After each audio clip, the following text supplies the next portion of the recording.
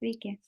Šiandien norėčiau supažindinti su priemonėmis, kurios nebejotinai pagelbėtų jų, jeigu jau, kaip mes kalbame, prilipo prie jūsų virusai, o iš tiesų tai neprilipo. Tiesiog jūs įėjote į tam tikrų vibracijų, sakykime, virusinį lygį ir reikia padėti jūsų kūnai kuo greičiau prie to prisitaikyti. Tai visų pirma, greičiausiai ir logiškai galvojant, tai yra visiškai aišku, kad jūs turėtumėte mitybą, naudoti kuo aukštesnių vibracijų, patirti kuo aukštesnių vibracijų emocijas ir, aišku, žolynų, augalų naudojimas, kuris vieni turėtų padėti kelti jūsų vibracijas, tai yra, kad kuo greičiau jūs perliptumėte viruso lygį, kuo greičiau kūnas jūsų prisiderintų prie to. Antras produktas tai yra augalai ir žolelės, kurios vis dėlto padėtų jūsų kūno skysčiam greičiau pasišalinti iš jūsų organizmo. Tai dabar pradėkime konkrečiai. Mes kalbam apie tai ir iš tikrųjų tai ir buvo žinoma, kad kai sergantis žmogus greičiau sveiksta, kada jis gauna daugiau meilės, daugiau teigiamų emocijų, tai iš tikrųjų net ir taip vertinama moksliškai yra pagrįsta, ar ne? Ir tai yra viskas labai labai susiję. Kada žmogus gauna džiaugsmo, meilės energiją, jo aura lygėja. Tai yra, kada mes patenkam į viruso zoną, mūsų aura, negali kad sakyti spigliukais, bet jinai tokia pakankamai banguota pasidaro. Ir tikslas yra, kad kuo greičiau atstatyti tą harmoniją, kad mūsų kūnas kuo mažiau pats gamintų to atitikmens plazmą, vibraciją, virusą, sakykime, ir kuo lengviau prisitaikytų prie visos šitos schemos, srauto. Tai tinkama muzika. Tikrai rekomenduoju užeiti į mano Telegram kanalą Muzika gydo. Tikrai pasirinksite savo tinkamą muziką, klausykite ir mėgaukitės ją. Muzika iš viso be galo įtakoja žmogaus kūną. Jeigu jūs tik matytumėte, jaustumėte arba bent kartais, nors kartą gyvenime, tektų įeiti tą subtilaus plano garsų foną, jūs suvoktumėte, ant kiek jautrus yra jūsų energiniai kūnai ir į kaip tai reaguoja jūsų fiziniai kūnai. Aš kažkada dalinausi savo paskaitoje apie tai, kad kaip kinta mūsų ląstelės, kaip kinta mūsų energiniai srautai, ar ne, kad pradėjo formuotis energinės ląstelės, kurių energiniai siūlai išeina iš mūsų kūnų. Būtent todėl mes dabar labai ypatingai esam jautrus muzikai, muzikos garsam, gamtai, kvapam, tai yra visai tai mūsų supančiai aplinkai. Tai dabar vėlgi grįžtant prie virusų ir bakterijų, tai yra gydanti muzika, yra muzika, kuri ypatingai aktyviai veikia viruso skaidymasi. Tai dar kartą rekomenduoju Telegram kanalą Muzika gydo. Taip pat atsisakyti bet kokių garsų sklindančių iš radijo, iš televizijos.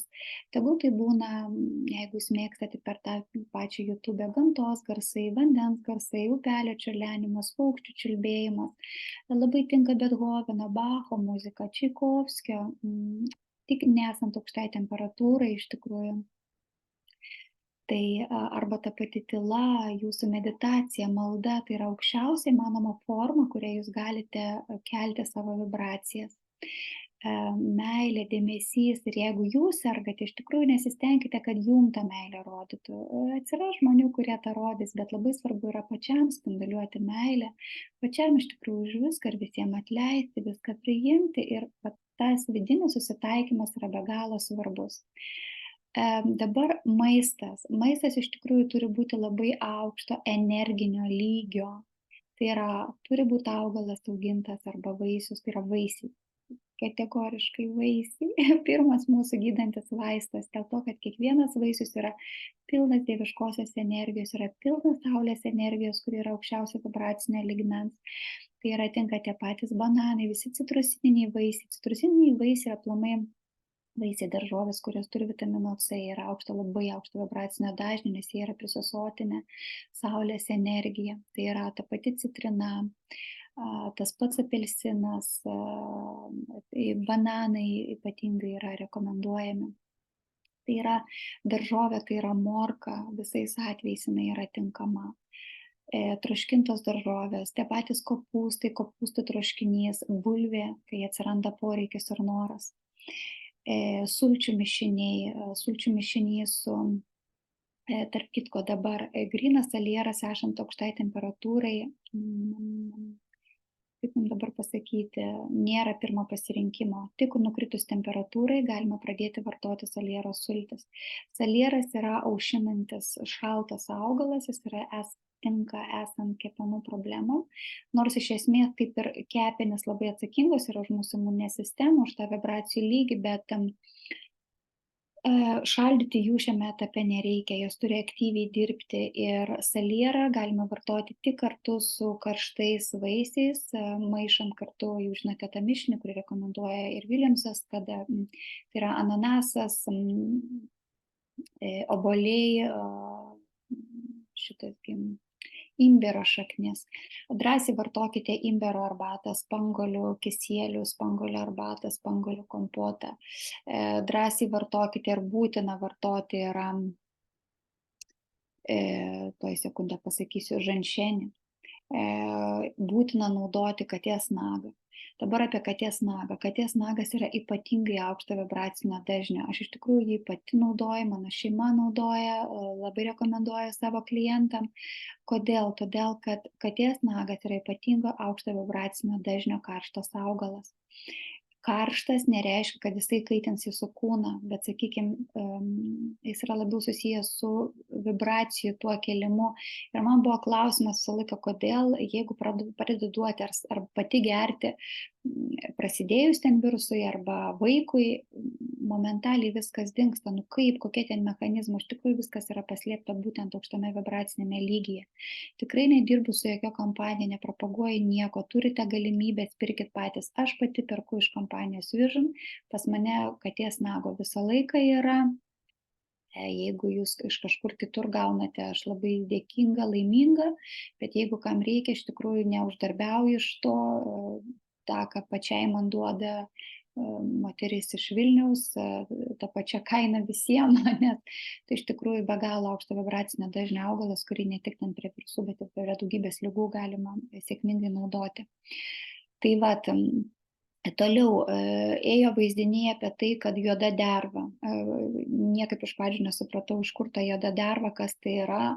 Tai yra du dalykai, tai yra pasirodo miros smilkalai arba mokša.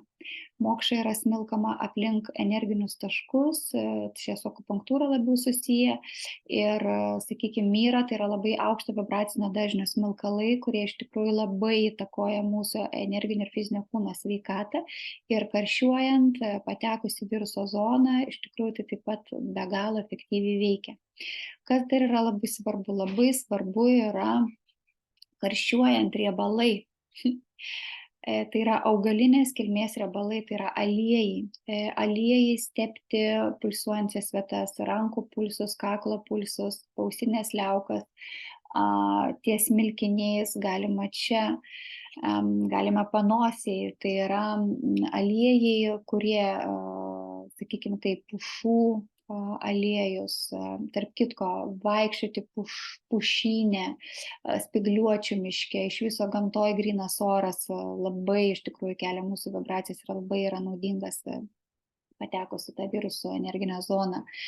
Tai vat, tas pats sezamo aliejus labai tinka, jį galime eterinius aliejus, vėlgi paminėsiu pušų, anakardžių, kas yra irgi labai įdomu, tų pačių migdolų, apelsinų, citrinų.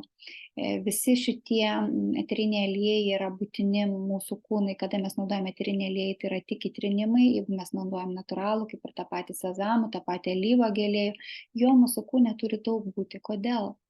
Tai yra labai įdomus dalykas, todėl kad mūsų kūnas, kada būna uždegiminėme procese, uždegiminis procesas tai yra vandens molekulių suaktyvėjimas, tai yra suaktyvėjimo greitis. Tos pačios molekulės, jos ne tik, kad kinta, yra procesų, kada jos kinta, bet tikslas yra sumažinti jų sukimosi greitį, nes taip yra didinamas karštis, uždegiminis procesas. Ir aliejai, jie turi tą savybę nuraminti, priglausti, surišti, gražiai apvilkti. Vat jie tą energiją tokią skleidžia ir todėl tas yra labai labai būtina. Nereikia naudoti šaukštais, litrais, bet jeigu jūs valgot, kad ir tas morkų sultis, ant šaukštelį išgerkit taip, arba vat įsimasažuokit, ir tai yra labai efektyvu ir reikalinga. Tai yra pirmieji vaistai. Jeigu tai yra jūsų vaikas, nebereikalo, rekomenduojama ten žiūrėti džiaugsmą teikiantį filmą, ar ne, bet iš tikrųjų jis turi būti dieviškojo pagrindo.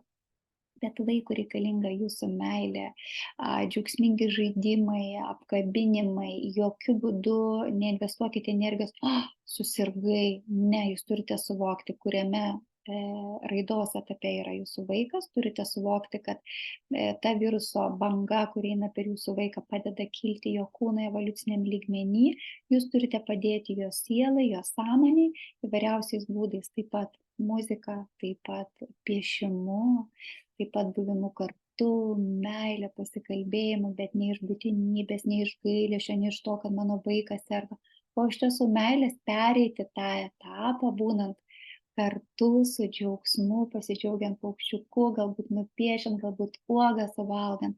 Jeigu yra galimybė, vaikai dažniausiai visiškai maisto atsisako. Jokių būdų negalima duoti jokių kategoriškai pieno produktų, bet mylėkite ir lepinkite įvairiausiai vaisiais, uogom, taip pat tom pačiom spanguolėm, katės nagu, smilkykite kambarį miro smilkalais ir daugybė apsikabinimų ir jūs lengvai pereisite visą šitą etapą. Labai jūs myliu, apkabinu, būkite sveiki.